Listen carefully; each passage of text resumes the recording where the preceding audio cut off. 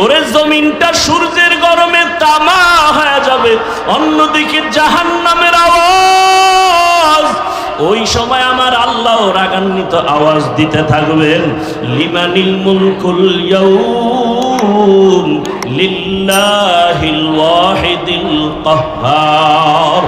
এমন আওয়াজ দিবে হাসরের ময়দানটা থরথর করে কেঁপে উঠবে। এত কঠিন অবস্থা হবে, জাহান্নাম চিৎকার দিয়া বলবে, আল্লাহ বেনামাজি আমার পেটের মধ্যে দাও, তোমার গুনাহগার বান্দা বান্দি আমাকে দাও, ক্ষুধা লাগছে। আল্লাহ বলবে ফেরেশতারা জাহান্নামকে ফিরাও। জাহান্নাম যদি আগায় যায় বিচার করতে পারবো না, শিকল লাগাইয়া ধরো। ৭০,০০০ শিকল লাগাইয়া জাহান্নাম কেমন ভাবে আঁকড়াইয়া ধরবে। ও আমার বাবারা, রসুল যদি জাহান্নামের ভয়ে কান্না করেন হাসরের ময়দানের কথা চিন্তা করে, আপনার আমার কি উপায়? কপাল খারাপ, এক ফোঁটা চোখে পানিও নাই। ওরে ডানে বামে তাকাইয়া দেখো এই বান্দার চোখে কেন পানি?